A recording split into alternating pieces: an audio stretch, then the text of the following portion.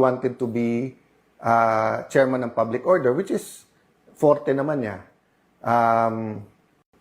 So let me go back. 2016, nung nanalo si President Duterte, I was asked informally by someone very close to the President, total hindi mo nakuha yung number 2, kunin mo na yung number 3. So sabi ko, anong number 3? Ikaw na mag-Senate President. So nung binubuo ko to, again, I believe in principles. I don't want to live my life very arbitrarily, no? So, kung this is what President Duterte stood for, then dapat sundin ko yon. So, Senator Lacson and Senator Tito Soto came to me. Alan, 8 o 9 sila. 8 o 9, magbuo ka lang ng 4. I think 9 sila. Magbuo ka ng 4, 13 na tayo. Pero sa 9, eto yung kami. And nung tinitignan ko, for example, he wanted to be chairman ng public order, which is forte naman niya. Basta isa-isa tinitignan ko at sabi ko, mukhang pag tinanggap ko to, mabuti for me. Pero baka under the gun ka agad ang ating Pangulo sa lahat ng gusto niyang gawin. And I'm not talking about Senator Lacson lang, but many. Kasi nga, ang dami ng, for example, nasabi ni Pangulong Duterte, unahin ang sweldo ng pulis at military doblehin. But there are many senators, including Senator Lacson, who said na kailangan lahat, hindi pwedeng sila lang. So there are things like that, no? Then I found out they were talking to Senator Drilon, who was the Senate President then, and kung sasama din, ibibigay yung Committee on Justice kay Senator De Lima, na alam kong gagamitin lang niya para siraan ang ating Pangulo dahil ilang taon siyang chairperson ng Human Rights Commission at ilang taon din siyang Secretary of Justice. Pero hindi naman niya kinasuhan ang dating Pangulo. So sabi ko, i-offer nyo sa akin yan, pero isusubo nyo ito. Hindi ko po tinanggap. It was painful po because nga ako po ang kasama ng Pangulo, pinaglalaban ko at pinorma ko yung Senate majority ko to be supportive. But Senator Coco and Senator Tito said independent Senate, kailangan walang impluwensya ang Malacanang, etc., etc. So the rest is history, but that's my first point, no? Tinanggihan ko yon on the matter of principle, hindi ko nakuha. Fast forward 2025, nung nanalo na po sila Senator Lacson, Senator Tito, Senator Bam, Senator Kiko, etc.,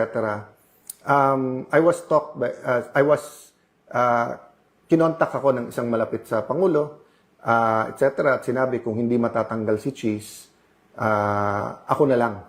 No, walang basbas ng Malacanang to, pero ang kausap sila Senator Tito, etc. And it happened a second time nung uusapan namin yung tungkol sa Commission on Appointments. Sinabi sa akin ni Senator Loren yun, alam mo naman kung anong offer. Sabi ko, guys, para kung kapatid na si Cheese, marami na rin kaming beses na magkalaban, but we promise each other to pray together, consult each other, move forward each other. So, naintindihan ko karamdaman nyo, pero hindi ko pwedeng kunin sa kanya. I can't do that, no? So, tinanggihan ko ulit. Okay. February 2026, yung ibang mga kasamahan ko, sinabi na, ginamit na yung Blue Ribbon, may mga pinagtakpan sa majority nila, no? May mga pinakita sa akin whether ito'y pong... Basta saka ko na ilalabas yung mga ebidensya, but basically ang sinasabi, nakipagsabwatan si Senator Lacson sa administrasyon para iporma laban kay Jinggoy, kay Cheese, kay Joel, etc. Regardless kung may zero truth, partial truth, or whatever. And then may mga pinagtakpan, no? From masterminds lower. And then iba-ibang grupo yon, ha? Wala pa atang 18 nun yung Marines. So, ang inudyukan namin nun ay si Senator Loren. So again, wala naman nagsabing dapat ako, binigay ko sa kanya, tapos nag-usap kami, sabi niya, Alan, sana tayong dalawa. No? But, kaming dalawa, meaning mag-sharing din kami. So, when we were going to execute, dahil may 14 na kami, biglang may mga tumawag at doon po nag-umpisa. Doon ko nalaman na negotiable pala yung mga kaso nila. Kasi tinawagan na yung mga may kaso, huwag nyo lang iboto si Loren, bawiin nyo, hindi na kayo kakasuhan. At yung isa doon, na witness ko mismo dahil sa harap ko tinawagan yung isang high official at narinig ko yung pinag-usapan. So, we stopped there kasi nga may isa naman, wala naman siyang kaso, yung kunikwento ko sa inyo. Pero nagulat ako, takot na takot, no? And isang dahilan takot, minsan medyo napitik din siya na baka banggitin ang pangalan niya. Although he swears, wala naman siya. At doon ko nga nakita na grabe ang leeway ni Senator Lacson na kasi may sinabi si Senator Lacson doon na parang hindi, kausapin natin yung mga namamahala kasi yung witness na yan ay hindi credible. Pero pagdating kay Joel Villanueva, pagdating kay Jinggoy, pagdating kay Cheese, eh credible naman yung, well, wala si Cheese ata sa witness na yon, no? Pero dun sa dalawa, or at least kay Senator Joel, yung witness na, yung particular witness na yon. Kung saan sinasabi na madalas daw nagbi-meeting itong SB12 o itong mga senador na kabilang kay acting Senate President ngayon na si Senator Win Gatchalian sa Malacanang. Kaya't alam na alam daw po ng Malacanang ang mga kilos nito at may kumpas dito. So, saan nang gagaling ito kung talaga namang walang kinalaman ng Malacanang sa kanila? Marami naman po kasing kinukwento si Senator Alan Cayetano. At yun ang gusto niya maging naratibo para papangitin, intrigahin ang ehekutibo para iangat naman ang kanyang sarili. So, siguro doon lang po nanggagaling yun. And meron po bang time na sa inyo siguro pakikipag-usap kay Pangulong Marcos Jr. na nagpahiwatig siya na gusto niyang mag-intervene? Did the President even think of intervening sa nangyayari ngayon sa Senado? Sa ngayon na Sir Ray, wala tayong nadidinig. Ang gusto lamang po ng Pangulo at nadinig po natin mismo sa kanyang bibig na let's get back to work. Go back to work. So, kailangan po kasi talaga magtrabaho. Kasi hindi po naaapektuhan to yung mga senador lang. Buong bansa po naapektuhan ito. Ekonomiya po ang nakataya dito. Lahat ng ingay na nangyayari dyan, nakakaapekto po yan sa ekonomiya. So sana hindi naman sila maging mangmang sa ganong klase ng larangan. Alam naman po nila yung pag-iingay na yan, makakaapekto sa ekonomiya. At kapag nakaapekto yan sa ekonomiya, malamang itong mga obstructionists, ipapahid na naman yan sa Pangulo. Samantalang sila mismo, ang hindi nagtatrabaho, sila yung nagbo-boycott, sila yung maingay, ang Pangulo focus lang po sa pagtatrabaho. Pero sa kanya pa rin yan ituturo ng mga obstructionists. Yan. Tama, tulad po na nabanggit nyo, kasi kahapon nagsagawa nga po itong sila Senator Cayetano kasama si Senator Rodante Marcoleta na sarili nilang Blue Ribbon Committee, which sabi nga po ni acting Senate President Gatchalian is invalid. Pero doon sa mga naging pahayag nila, nililink nila, pilit nilang nililink si Pangulong Marcos Jr. dito sa maleta o sa pagbibigay ng pera may kinalaman sa mga flood control anomalies. Ano po ang ano dito, reaksyon ng Pangulo? Una-una po, wala naman pong katotohanan yan. Tignan nyo na lamang po yung kwento nitong 18 ex-Marines. Walang pinagbabasihan. Puro salita. Sir Ray, ganito yan Kapag po kayo ay gumagawa lang ng kwento, at wala talagang nangyari, magkakabutas-butas talaga yung kwento nyo. At if you will just fill the gaps doon sa kwento na ginagawa nyo para ma-justify ninyo yung kwento nyo kasi maraming tumutuligsa. So sa bawat tuligsa sa kwento po ninyo, pipilitin nyo tong punan hanggang sa magkawindang-windang ang inyong kwento at hindi nyo na ma-justify yung sinasabi ninyo. Katulad nung saan ba pumunta? Sabi niya, malapit sa lake. Tapos tinanong si Senator, may lake ba yan? Sea or what? Diba? Basta may tubig. Sir Ray, miyembro ka ng Marines. Hindi ka bobo. Dapat alam mo yung paligid mo. Diba? Dapat may klase, may situational awareness ka lagi. Yun ang sabi na. Marine ka miyembro ka ng Marine Corps. Tapos ganyan kababaw ang intellect mo, yung capacity ng brains mo, Mhm. Hindi pwedeng ganun kababaw. Mhm. So, ibig sabihin yan, kwento lang yan sa kanya. Pinipilit na, ito dapat ganito dapat Tapos hindi yan pumapasok sa isip niya kung ano lang sinabihin sa kanya kasi wala siyang, hindi niya yung nabivisualize kasi wala siya dun. Mhm. Mhm. So this means na parang may basehan yung ibang mga tumitingin dito, lalo na dito sa mga pahayag ng 18 Marines na ito mula dun sa pagtingin at pag-assess ng ilang mga abogado, ng ilang mga scholars natin sa law na sinasabing this is more of a scripted show kahapon, Yusek Claire. Ang tingin kasi natin na, Sir Ray, pinipilit yung kwento ng maleta Mhm. na pinipick up naman ng mga trolls nila. Yun. Mhm. Oo, so pinipilit yung kwento para masira yung kanilang mga siguro kalaban sa politika kasi meron silang inaangat na isang politiko. Mhm. Napilit nilang pinagtatakpan yung issue ng korupsyon. Mhm. At gusto nilang harangin sa ating paningin ang impeachment trial. Mhm. Mhm. Para maging leverage to, unahin nilang sirain yung nagpupush ng impeachment trial. Di ba marami pong mga miyembro ng House of Representatives ang Mhm. tinuro nila. Tapos, meron din silang tinuro mga senador na dati ay nandoon sa original affidavit. Tapos, yung pangalawang affidavit, tinanggal na nila kasi kaalyado na nila. Mhm. So, ganun yung nangyayari. Pinipilit nila, Sir Ray, para makapanira. Mhm. Para, purposely, for me, destabilization to. Okay. Yun yung pinaka-purpose. And speaking of that, Bakit? Yusek Claire, nakikita ninyo yung angulo na destabilization sa ginagawa nitong ilang mga senador na ito. So, what is the option of Malacanang, of the executive branch, para tugunan itong mga ganitong klase ng disinformation, fake news, at destabilization tulad po na nabanggit ninyo? Yes, Sir Ray, tingnan nyo dapat maimbestigahan talaga to. Sino ba yung nasa likod ng mga fake news na ito? Or gawa-gawa na kwento?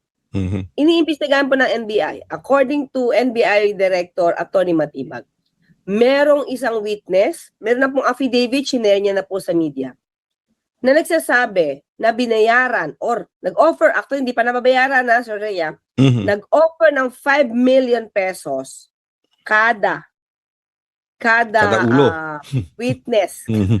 kada ex-marine, no? 5 million para sa ganitong klaseng pagsasalita.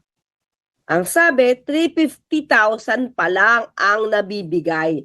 So malayo-layo sa 5 million. Pero kung ikaw ay kapos sa Kapos. buhay, kapos sa buhay, gagrab mo yun kahit anong paggawa sa'yo. Mhm. At binanggit naman ito ng kanilang abogado Mhm. na wala talagang pera ang mga itong 18 ex-soldier na to or 18 ex-marines na to.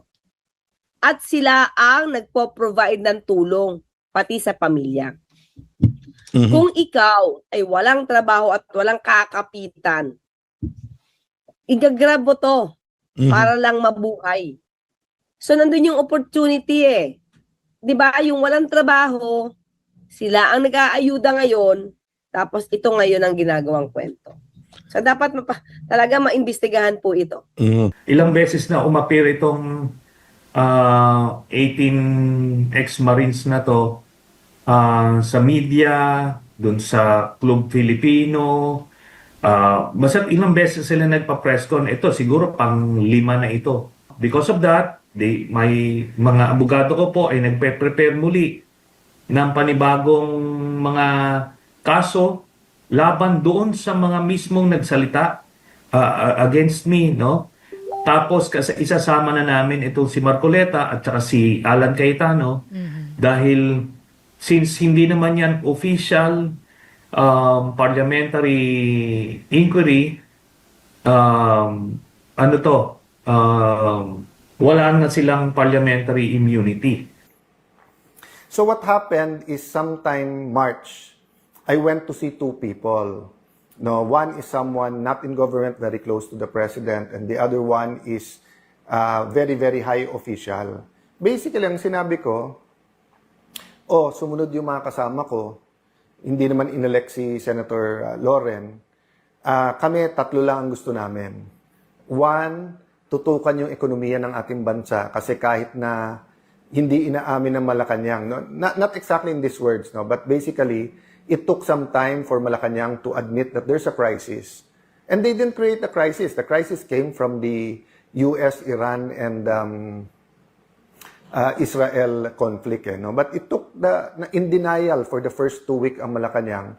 Samantalang every other government in ASEAN, around the world, in Asia, were already, pinoporma na nila yung mga contingency plans. Diba? That's why nga, nag-file ako, pero sinabi nila Senator Tito, SP, wag lagyan ng ilang days yung contingency plan ng Malacanang, and then afterwards yung Protect Committee, ako at mga staff ko nag-draft noon para nga may pressure sa Malacanang na to deal with the economic. Okay, pangalawa, sinasabi na importante yung impeachment, and sabi na hindi namin papangako boto namin kasi nga we have to do it sa ebidensya. So panay ang tanong sa amin, so you will allow na lumabas yung ebidensya? Sabi, of course, that's part of our job.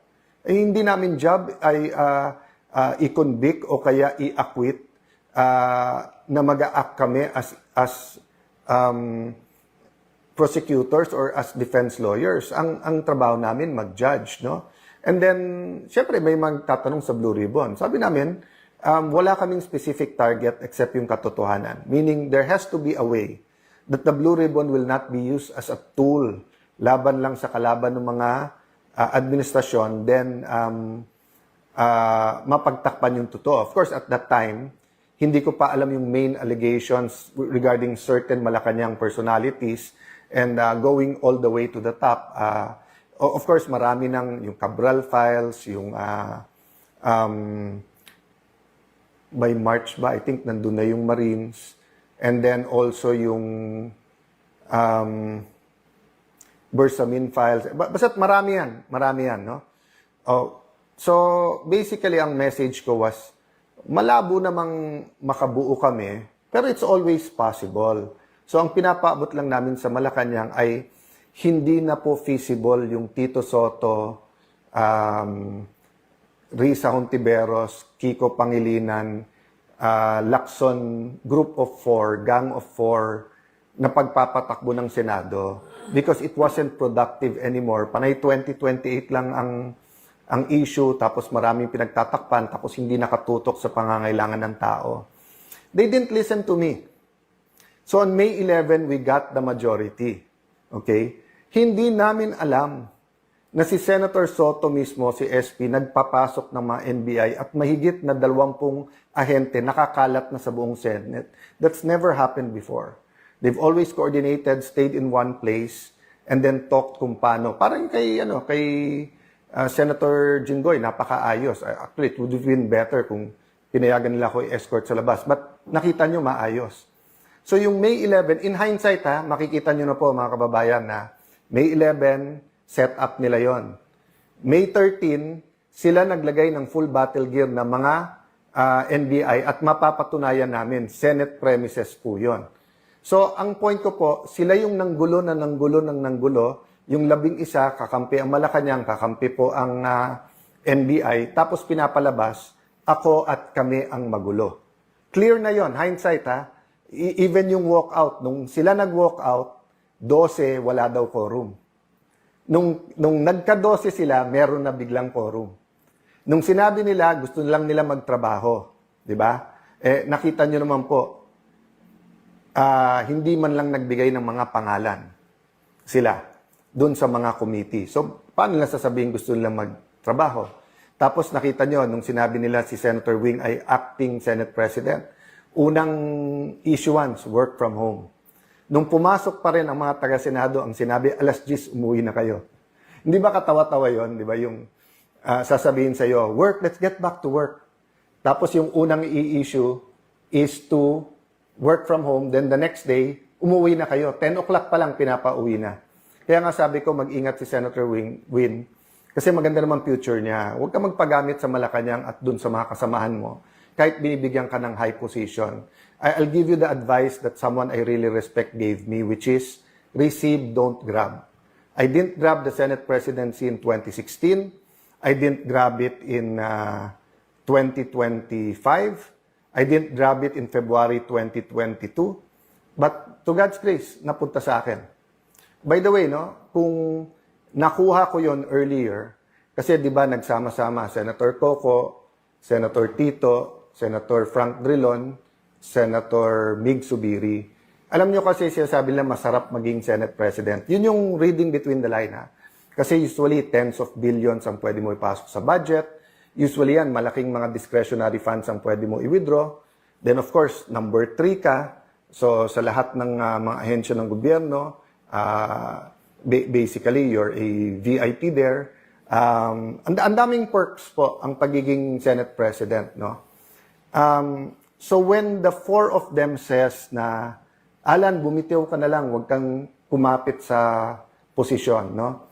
First and foremost, nagulat ako na these personalities, especially Senator Drilon and Senator Coco, who were staunch anti-Marcos personalities, suddenly Marcos na rin, no?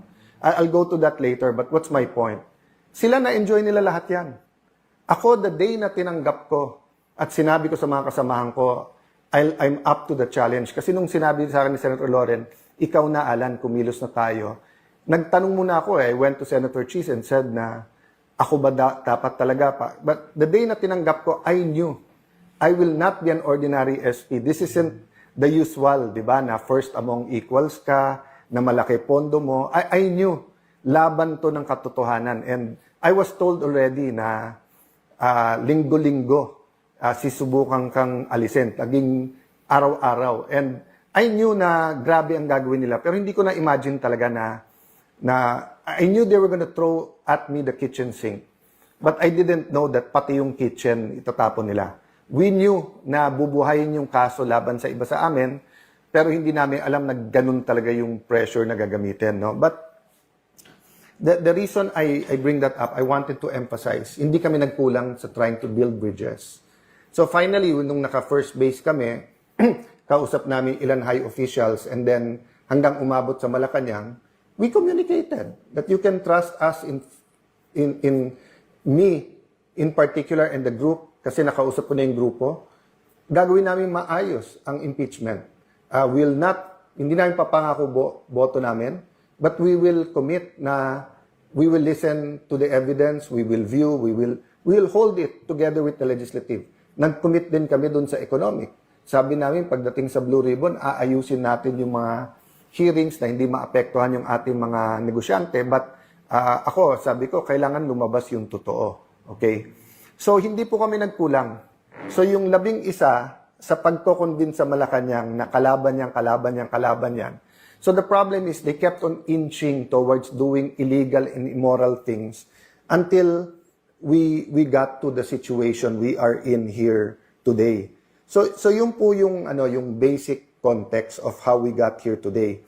But more important than the state of the Senate is the state of the nation. Nakita natin yan, talagang desperado na kasi gusto nilang pigilan yung July 6 na start ng impeachment trial. Lahat na ng ginawa na petition ng Duterte camp ginawa na. At ito na nga, yung pinakang yung stunt nila Bato, nila Alan, hoping na madidiktahan nila yung tempo. Hindi pa rin nangyari. Kahapon, actually, may destabilization component yon. Napag-alaman namin na merong mga naghihikayat na mga retirees ng AFP, aktibo sila ulit, maghikayat ng mga active officers, pati yung mga statements ng mga political leaders ng Duterte camp, naghihikayat ng mga active members ng AFP para mag-withdraw ng support. Tapos, ganun din, naghihikayat sila ng mga kababayan natin para magpuntahan daw sa Senado at maging parang sentro ng pagkilos leading to a people power. Kaso nga, take 4 na ito, take 5 na itong mga ex-Marines na ito na nakita nyo naman kung ano yung pinagsasabi. Lahat ng mga kumukontra sa Duterte camp, yun na yung sinabi na, no? Tapos itong sa ICC, para madungisan lang yung investigasyon at yung trial sa ICC, sinama na rin. Ngayon, naging 6 na maleta na ang sinabi. Tapos, nag-iiba yung location kung saan nagbibigay. Ang purpose nito talaga para lang, kasi napansin nila sa mga diehard supporters ni Duterte, kahit na anong sabihin mo, pinahahawakan nila. Kahit na alam nilang fake news na ito, kasinungalingan na, basta, gano'n na yan. 'Di ba? So, sa akin, ilang beses nila ginawa yan. Meron akong foreign bank account, sabi ni Digong. Napatunayan na hindi totoo. Binenta ko rin Scarborough Shoal. Sinabi ni Digong yan. Maraming naniwala dyan. Napatunayan na hindi totoo. Tapos, ano pa ba? Ang dami. Ang dami niyang mga allegations. Pati nga, si Senator Laila, ginawa ng kaso. Kaya pinaniwalaan yun ng mga supporters niya. Hanggang sa na-acquit. Pero walang consequence sa kanila kahit nagsisinungaling sila. So ngayon ito, magtapon sila ng ganyang aligasyon, kahit kanino, bahala na kung sinong maniwala. Ngayon, ano rito, hindi naman tayo matitinan dyan at sabi ko nga, papailan ko sila ng kaso, bali pangatlong kaso na ito. Alam nyo, in denial phase lang siya ngayon Hindi niya matanggap na naisahan siya, na natanggal sila. Kasi yun very important yung pag-recognize ng quorum na meron palang jurisprudence, may precedence. Kaya pagka nag-quorum na, ang unang ginawa, dineclare all positions vacant, doon pa lang mismo tanggal na siya. And by the way, nung mga nag-12 na quorum, dyan sa Senado, senador silang dalawa, ni Senator Pia, pati si Senator Loren. And yet, hindi sila nagreklamo. At so, wala na silang basis to do the same. Kasi hindi ka naman nagreklamo noon. Ba't ka magre-reklamo ngayon kung yung position may nakasalalay? So, immediately tanggal siya sa pwesto. Marami lang kasi sa media hindi naiintindihan nung dineclare all positions vacant, tapos itinalagang Speaker pro tempore si Senator Win as concurrently acting Senate President siya. Yung ibang media personalities, ang pagkakaintindi nila, Senate President pa rin si Alan. Hindi na. Nung dineclare all positions vacant at walang nag-object, so inadopt yun, it was carried, tanggal na sila lahat sa pwesto. Tapos, yun na, nagtalaga na sila ng bagong set of officers. Sabi nila po, yung hindi marunong lumingon sa kanyang pinanggalingan ay hindi makakarating sa kanyang paruroonan. Sabi nila, history repeats itself. So nung sinabing never again, nagulat tayo bakit again. But I think all of us, not only those who voted for the Marcos Duterte team, but even those who didn't, were praying and hoping maging successful dahil ang success ng administrasyon na to ay success natin lahat. Ano naging problema? Slowly and clearly, a pattern of corruption was shown. And then, nung sinabi ng Pangulo, mahiya naman kayo, lumabas po dito yung pinakamalaking corruption scam sa Pilipinas, involving trillions of pesos, including stolen money of at least hundreds of billions of pesos. By the way, si Senator Joel was one of those who first warned about it. So, kung ang sasabihin nila, paano naging Pangulo yon dahil he warned about it. Well, winarn ng Pangulo, that was, I think, SONA ng 2025. But si Joel has been warning since 2023. To be fair, panahon pa ni Duterte, sinasabi niya na bantayan yung flood control sa Bulacan. So, what is the state of the nation? Remember when President Marcos Sr. was elected, he was very, very popular. I think he still is one of the greatest orators of the Philippines, and he knew our culture, alam niya yung damdamin ng Pilipino eh. At alam niya nung mga panahon na yon, when communism was sweeping the world, when there was the Cold War, and then it was sweeping Southeast Asia. And if you look at Southeast Asia, it looked like a region na sigurado ang gera. We had a conflict with Malaysia over, hindi pa yung South China Sea noon, yung Sabah pa. And then, iba-iba ang religion at iba-iba ang form of government, no? Ng Thailand, Singapore and Malaysia had a problem. Thailand had a problem with its neighbors, diba? Kaya kung hindi nga nagkaroon ng ASEAN, maaring naging war-torn ang ASEAN countries. But my point is, nagamit yung fear of communism, and then because from number 2 in the world sa ekonomiya, we were number 2, number 1 ang Japan sa region natin sa Asia, number 2 ang Pilipinas, then suddenly number 2, number 3 tayo sa bottom, 'di ba? After by the time na mag-EDSA revolution na. But the point is, ginamit yung economic crisis, ginamit yung class war, 'di ba? Yung oligarchs, yung control ng oligarchy sa Kongreso at sa ating ekonomiya, at yung komunista. So it was such a big fear that many accepted martial law, di ba? And that's how we lost our democracy.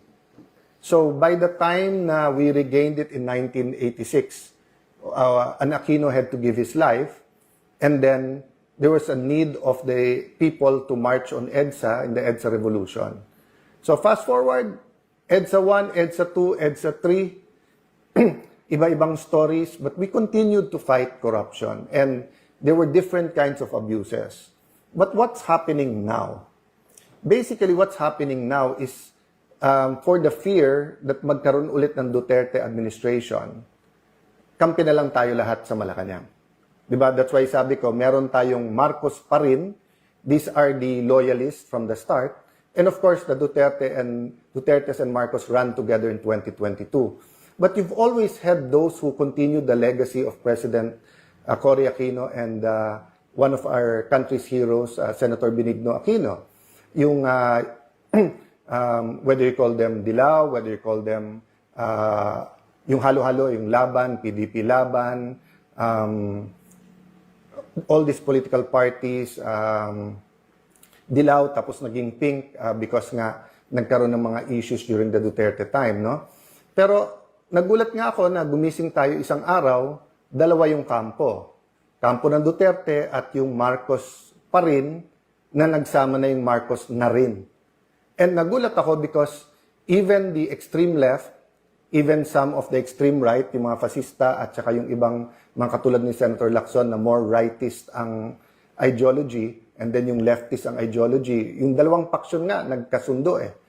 Mas mabuti yung mas extreme or yung affirmist, kasi kahit papano nagkri-criticize din. But yung grupo nila Risa, Ontiveros, nila Ronald Llamas, talagang puring-puri na sa Marcos administration, no? So, naging Marcos na rin. So, nagulat din ako. People like Senator Drilon, people like Senator Coco. Because Senator Coco may tampo sa mga Duterte. So, never mind na lumalabas Marcos na rin. Ang importante, to prevent another Duterte administration. And I don't blame those who think that extrajudicial killing is a essential part of any Duterte administration. I don't take that against you. Yan yung paniniwala nyo. Iba paniniwala namin, iba tingin namin sa drug war, iba tingin nyo. But my point is this. In the same way that oligarchs, communism, and the economic crisis was used to lose our democracy, malayo na malapit na yung panahon na we're losing our democracy because of an economic crisis which is here, because of fear of another Duterte administration, and then because of the flood control na sobrang daming tatamaan sa ating lipunan. So, the moment of truth is coming, and I use it literally, the moment of truth. Ang issue ngayon, katotohanan. Democracy is also an issue, but the issue is truth. Do you want a Senate that will cover up the truth? So, pinipilit ni Senator Erwin Tulfo na mag-hearing sa Monday, even if we know that yung na bogus, peke, hindi totoo yung kanilang session, so hindi rin totoo na acting Senate President si Win Gatchalian at hindi rin siya totoong chairman ng Blue Ribbon Committee. Sabi sa akin ng media nung Thursday, "Sir, anong ebidensya mo na ang Malacanang ay involved?" Well, aside from sino pa ba pwede magpadala ng NBI ng 2 araw kung hindi Malacanang? Yung saan ba nag-meeting yung 11, hindi ba sa Malacanang din? O ba't pangatlo, anong sabi nilang ebidensya? Ano sabi ni, di ba ang isda sa bibig talaga nahuhuli? Ano sabi ni former Senate President Tito Soto? Ang naniniwala na kami ang majority at si Senator Win ang acting Senate President ay Malacanang House of Representatives. Ikaw na nagsabi, Malacanang, kasama sa plano eh. O yun din ang sinabi ni Senator Win. Para walang gulo sa bangko, sa mga empleyado, tanong natin sa civil service. So, yun po ang sinasabi kong, guys, kung mahal nyo si Senator Win, huwag nyo sirain yung kanyang future. Saan ka nakakita ng Senate President, unang gagawin, imbitahin yung SILG, yung Secretary of Interior and Local Government, para ayusin yung peace and order sa Senate. May sarili tayong USAA, may contingent tayo ng Marines PNP, may PNP sa labas. Pag kulang yon, you can request the PNP. Hindi mo pinapapunta yung SILG mismo. Ngayon naman, ang magde-decide kung sinong Senate President, hindi rules natin, hindi konstitusyon natin, civil service. Sino ba nag-appoint ng Civil Service Commission? Malacanang din, di ba? So, napakahirap po. But I'll offer you a solution, Senator Win. Mag-meeting tayo, may naiisip akong solusyon. Mahirap umanap tayo ng solusyon kung sino ang tunay na Senate President kasi yung 3 libro na hawak ko ay nagsasabing yung legitimate Senate President, yung nahalal nung 13. No? By the way, guys, let me go to that muna na mabilis. Ito. Sabi po sa Philippine Constitution, hindi lang to sa rules, sa Philippine Constitution, nakalagay po dito, the Senate shall elect its President and the House of Representatives its Speaker by a majority vote of all its members. Of all its members. Iba po yun sa sinasabi dito, a majority of each House shall constitute a quorum to do business, but a smaller number may adjourn from day to day. So yung a majority of each House and a majority of all its members, magkaiba yon. At sinasabi din dito po na, meron po kasi dito yung about each house being able to pass its own rules, no? Each house may determine the rules of its proceedings. So kung titingnan mo ang rules natin, yung officers po, yung secretary, yung sergeant at arms, Senate President pro tempore at Senate President, 13 ang kailangan.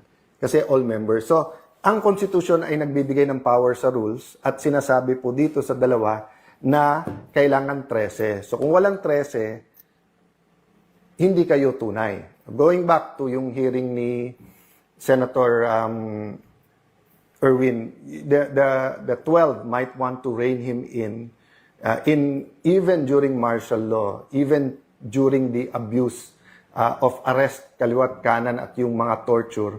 Wala pong high official na nagsabing, kwekwelyuhan ko yan, ako mismo arrestuhin ko yan, etc. So, you know, it's incredible that you'll have a human being speaking like that. Kaya sa sulat ni former Congressman Michael Defensor, dapat ang sagot namin ay simpleng umattend kayo sa legitimate na Blue Ribbon Committee dahil yun ang may legal protection. Pero siguro idadagdag ko dun sa sulat na yung ganun mental state ng isang senator tapos siya ang magiging chairman, walang makakapag-guarantee ng inyong safety doon. At tandaan nyo po, tapos na po tayo doon sa 18 Marines. Kung gusto nila ipatawag ulit under Senator Marcoleta, pwede mag-attend sila Senator Win. Pero nandun pa tayo sa 2 o 3 witnesses na ang bibigat at may mga dokumento at talagang mayayanig yung ating bansa. Kaya po nagkakaroon ng ganito. Ang problema po, kaya sinabi kong malapit malayo. Every time that the truth is about to come out, wini-weaken yung institutions. Winiken po ang House of Representatives, winiken po ang Senate. Sabi ni Senator Lacson, sirang-sira ng Senado. Ikaw naman sumira sa Senado through false testimony witness using the blue ribbon laban sa ating mga kasama. So, etong mga kaganapan ng May 11, 13, Malacanang ang may control dyan sa NBI, hindi sa amin. Tapos iwa-whitewash nyo pa para sabihin wala ang mga NBI sa loob ng Senado. So, tama yung sinabi ni Senator Gringo. Pag armado ka at dapat nandun ka, wala ka doon at nandun ka, bakit papagalitan mo yung reaction? So, he was natural na magwa-warning shot ang mga taga-Malacanang, paalisin ka. So, ginulpi na nila ang isang taga-OSAA, hinabol nila ang isang senador sa loob ng Senado.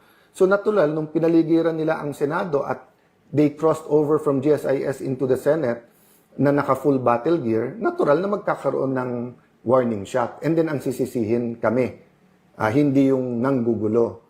So, the point is, these hearings, you know, you had your chance to have hearings. Ilang buwan naman kayo na hindi nag-hearing. Di ba? So, siguro, ang haba na ng sinabi ko, my point is, mga kababayan, who are we as Filipinos? So, I had to think about my role. Komportable ako sa pagso-soul search ko, sa role ko po in transforming the nation, sa role ko po bilang isang Kristiyanong may pinaglalaban. Komportable po ako, quiet life with family, building our city. Pero nung tinawag ako, step up, be with the senators, be our leader, I had to say yes. Kasi yun yung role na binibigay sa akin. I knew I wouldn't enjoy the perks. I knew na baka kasuhan muna, kulong, intimidate, offer. But kailangan ko lakasan loob ko I have to put my whole faith in God. Today, day by day lang ako nabubuhay. Day by day, Lord, anong pinapagawa mo sa akin? So, dun sa mga nagpe-pray for us, pati mga nag-open letter, I don't get offended. Tama yung sinabi nyo. Ang prayer ko should be, Lord, saan mo ako gusto at anong dapat kong gawin? So, I'll stop there, but you also have to ask yourself that question. Whether you're a doctor, you're a lawyer, you're a soldier, wala kang trabaho, barangay tanod, anong role mo? Definitely to pray. Pero ano sa pagkikilos? Pagpo-post, pagproprotesta, pagpapanood kung ano nangyayari, let your voice be heard. Yung IBP, ngayon, nagsasalita pa isa-isa yung mga abogado. I mean, ang daming issues sa quorum, etc. But in electing the officers, kahit basta't marunong magbasa, majority of all the members, di ba? Kaya nga sabi ng Malacanang, nire-review pa nila Constitution. Ang problema, they're bending the law and they're bending the Constitution, which is weakening institutions. At kaya nga tayo napunta sa diktatorya during that time. So in one sense, malapit na tayo because we keep trying to hide the truth. Okay, ulitin ko In one sense, malapit na po tayo kasi ilang institusyon na ang binaboy natin Nandun na tayo sa Senado And then, lahat ginagawa, hindi lumabas yung totoo. In the other sense, malayo pa.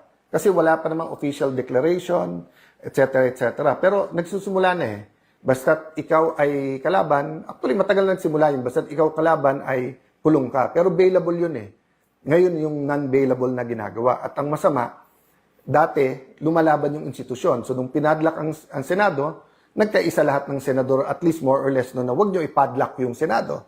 Ngayon kasi, kapwa senador pa ang kumakampi sa Malacanang.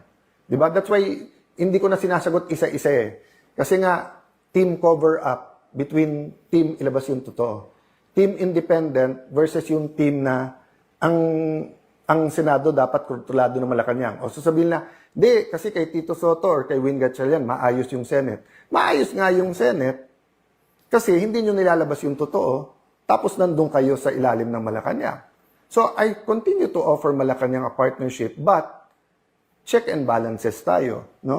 So, weekend, Sunday time to think.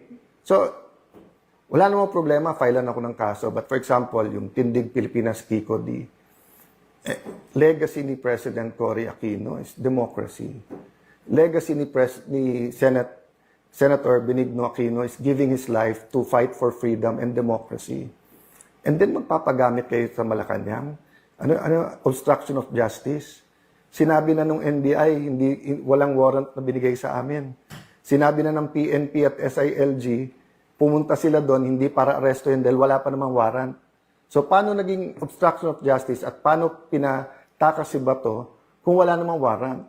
So, let me address myself to Pico D and the other Aquinos Even to Senator Bam, no? Ang legacy nyo, democracy. Then Marcos na rin. So, no problem. Legacy din nila is against extrajudicial killings. So, kung yung ipaglaban nyo yun. Legacy din ng mga Aquino is to sacrifice for the nation. So, if your sacrifice is fighting the Dutertes, okay yun. Pero okay sa inyo babuyin yung Senado. Okay sa inyo, wag ilabas yung totoo sa flood control. Di ba, kaya nga, laban. Laban yung laban. Hiramin ko muna. Kasi hindi nyo ginagamit Di ba? So, alam nyo naman, di ba, sa aktivista, ganyan. Sa Duterte, ganyan. Kailangan neutral ako dahil senator judge din ako. Ako pa magpre-preside ng impeachment. Pero pera muna nung laban. Kasi paano pag wala nang lumaban para sa Pilipinas? Paano kung Marcos na rin? So mga kababayan, let me end this way. Kung comfort lang po, sumang-ayon na po ako sa administrasyon. My life will be totally much easier, but I couldn't live with myself. Why? Life without a purpose is not living. Diba? You all have to consult your maker. Is this the kind of world that the Philippine Constitution wants? Is this the kind of world that the Bible tells us, the kind of Philippines we want? Diba? So, you might not like me. You might not agree with my politics. I'm not perfect. Some of you might not even trust me. And if I'm wrong, de tama feelings nyo. But what if I'm right? How many of us didn't listen to the science in 1970s? And what happened for 20 years? So what if I'm wrong now? You don't have to like me. My stay as Senate President is limited. But every day that I'm here, laban po tayo. So, hindi natin kalaban ang Malacanang. Pero kalaban natin kasinungalingan, kalaban natin yung nagpupunit ng pahina ng konstitusyon. So, mga kababayan, tonight, tomorrow, let's say a prayer, but let's ask ourselves, who are we? Anong identity natin? Paano natin maitutuloy yung laban? Hindi pwedeng everyday may bagong issue na lang. Issue May 11, habulin si Bato. Issue May 13, NBI attack the Senate o hindi. Issue ng walkout, 12 kayo, okay. Nung kami hindi dumating, 12 kayo, okay. Tapos, para hindi mapag-usapan yung testimony ng 18 Marines, magme-meltdown, magbabalistik si Erwin Tulfo. Tapos, para yun ang news. Tapos bukas, tatakutin lahat ng mga empleyado ng Senado na bibit-bitin, kakasuhan. Ulitin ko yung sinabi ko sa media, lahat ng kapangyarihan nasa kanila. Ang nasa aming katotohanan. But despite that, I'm willing to tonight and tomorrow, we'll be thinking of a way. Paano po hindi maipit ang mga empleyado? Paano po na yung mga bangko masunod ng tama? Anong tamang legal remedies natin? On that aspect, we can talk and find a way. Pero when it comes to truth, ibabalik ko ngayon sa majority yon. You really believe what you're preaching about the flood control? You really believe na after putting to jail some to get the quorum, they won't put more in jail to get... Gagawin kasi 18 na lang ang senador para 12 convicted na. At pagkatapos nun, manipulate na naman yung numero at saka yung konstitusyon para palitan yung konstitusyon. Again, if I'm wrong, then baliwalain nyo lahat ng sinabi ko. I'm just one other politician telling you garbage. But if I'm correct, and I hope that I am not correct, then we have to put faith into our actions. Kailangan natin lumaban at kailangan natin humanap ng paraan para ipakita na hindi tayo papayag na muli pong ikulong ang ating demokrasya. So, let me go back. 2016, nung by someone very close to the president, o total hindi mo nakuha yung number 2, kunin mo na yung number 3. So, sabi ko, anong number 3? Ikaw na mag-Senate President. So, nung binubuo ko to, again, I believe in principles. I don't wanna live my life very arbitrarily, no? So, kung this is what President Duterte stood for, then dapat sundin ko yon. So, Senator Lacson and Senator Tito Soto came to me. Alan, 8 o 9 sila. 8 o 9, magbuo ka lang ng 4, I think siyam sila, magbuo ka ng 4, 13 na tayo. Pero sa siyam, eto yung kami. And nung tinitignan ko, for example, he wanted to be chairman ng public order, which is forte naman niya. Basta isa-isa tinitignan ko at sabi ko, mukhang pag tinanggap ko to, mabuti for me. Pero baka under the gun ka agad ang ating Pangulo sa lahat ng gusto niyang gawin. And I'm not talking about Senator Lacson lang, but many. Kasi nga, ang dami ng, for example, nasabi ni Pangulong Duterte, unahin ang sweldo ng pulis at military doblehin. But there are many senators, including Senator Lacson, who said na kailangan lahat, hindi pwedeng sila lang. So there are things like that, no?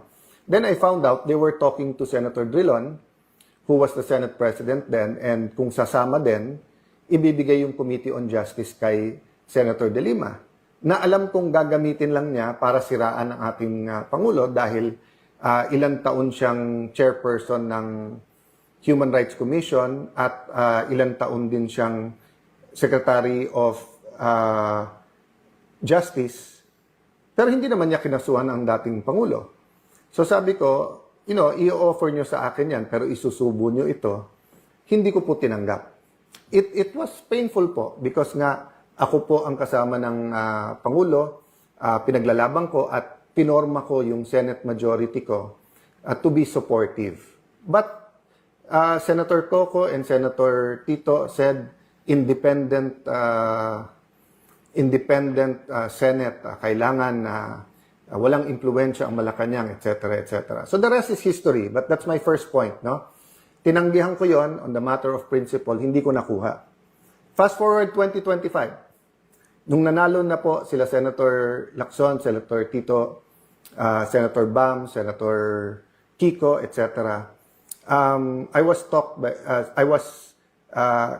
Kinontak ako ng isang malapit sa Pangulo, etc. At sinabi kung hindi matatanggal si Cheese, ako na lang. No, walang basbas ng Malacanang to, pero ang kausap sila Senator Tito, etc.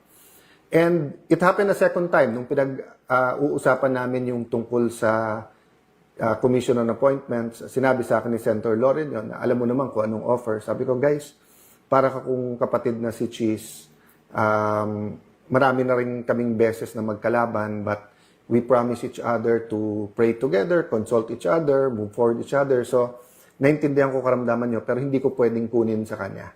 I can't do that, no? So, tinanggihan ko ulit. Okay. February 2026, yung ibang mga kasamahan ko, sinabi na, ginamit na yung Blue Ribbon, may mga pinagtakpan sa majority nila, no? May mga pinakita sa akin whether ito'y pong, basta saka ko na ilalabas yung mga ebidensya, but basically ang sinasabi, nakipagsabuatan si Senator Lacson sa administrasyon para iporma laban kay Jinggoy, kay Cheese, kay Joel, etc. Regardless kung may zero truth, partial truth, or whatever. And then may mga pinagtakpan, no? From masterminds lower. And then iba-ibang grupo 'yon, ha. Wala pa atang 18 noon yung Marines. So ang inudyukan namin noon ay si Senator Loren. So again, wala naman nagsabing dapat ako, binigay ko sa kanya. Tapos nag-usap kami, sabi niya, Alan, sana tayong dalawa, no? But kaming dalawa, meaning mag-sharing din kami. So when we were going to execute, dahil may 14 na kami, biglang may mga tumawag at doon po nag-umpisa. Doon ko nalaman na negotiable pala yung mga kaso nila. Kasi tinawagan na yung mga may kaso, huwag nyo lang iboto si Loren, bawiin nyo, hindi na kayo kakasuhan. At yung isa doon, na witness ko mismo dahil sa harap ko tinawagan yung isang high official at narinig ko yung pinag-usapan. So, we stopped there kasi nga may isa naman, wala naman siyang kaso, yung kunikwento ko sa inyo. Pero nagulat ako, takot na takot, no? And isang dahilan takot, minsan medyo napitik din siya na baka banggitin ang pangalan niya. Although he swears, wala naman siya. At doon ko nga nakita na grabe ang leeway ni Senator Lacson na kasi may sinabi si Senator Lacson doon na parang hindi, kausapin natin yung mga namamahala kasi yung witness na yan ay hindi credible. Pero pagdating kay Joel Villanueva, pagdating kay Jinggoy, pagdating kay Cheese, credible naman yung, well, wala si Cheese ata sa witness na yon, no? Pero dun sa dalawa, or at least kay Senator Joel yung witness na, yung particular witness na yon. Kung saan sinasabi na madalas daw nagbi-meeting itong SB12 o itong mga senador na kabilang kay acting Senate President ngayon na si Senator Win Gatchalian sa Malacanang. Kaya't alam na alam daw po ng Malacanang ang mga kilos nito at may kumpas dito. So, saan nang gagaling ito kung talaga namang walang kinalaman ng Malacanang sa kanila? Marami naman po kasing kinukwento si Senator Alan Cayetano Mhm. at yun ang gusto niya maging naratibo Mhm. para papangitin, intrigahin ang ehekutibo para iangat naman ang kanyang sarili. So, siguro doon lang po nanggagaling yun. And meron po bang time na sa inyo siguro pakikipag-usap kay Pangulong Marcos Jr. na nagpahiwatig siya na gusto niyang mag-intervene? Did the President even think of intervening sa nangyayari ngayon sa Senado? Sa ngayon, Sir Ray, wala tayong nadidinig. Ang gusto lamang po ng Pangulo at nadinig po natin mismo sa kanyang bibig na let's get back to work. Go back to work. So, kailangan po kasi talaga magtrabaho. Kasi hindi po naaapektuhan to yung mga senador lang. Buong bansa po naapektuhan ito. Ekonomiya po ang nakataya dito. Lahat ng ingay na nangyayari dyan, nakakaapekto po yan sa ekonomiya. So sana hindi naman sila maging mangmang sa ganong klase ng larangan. Alam naman po nila yung pag-iingay na yan, makakaapekto sa ekonomiya. At kapag nakaapekto yan sa ekonomiya, malamang itong mga obstructionists, ipapahid na naman yan sa Pangulo. Samantalang sila mismo, ang hindi nagtatrabaho, sila yung nagbo-boycott, sila yung maingay, ang Pangulo focus lang po sa pagtatrabaho. Pero sa kanya pa rin yan ituturo ng mga obstructionists. Yan. Tama, tulad po na nabanggit nyo, kasi kahapon nagsagawa nga po itong sila Senator Cayetano kasama si Senator Rodante Marcoleta na sarili nilang Blue Ribbon Committee, which sabi nga po ni acting Senate President Gatchalian is invalid. Pero doon sa mga naging pahayag nila, nililink nila, pilit nilang nililink si Pangulong Marcos Jr. dito sa maleta o sa pagbibigay ng pera may kinalaman sa mga flood control anomalies.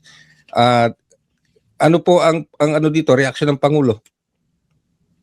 Una-una po, wala naman pong katotohanan yan. Tignan nyo na lamang po yung kwento nitong 18 ex-Marines.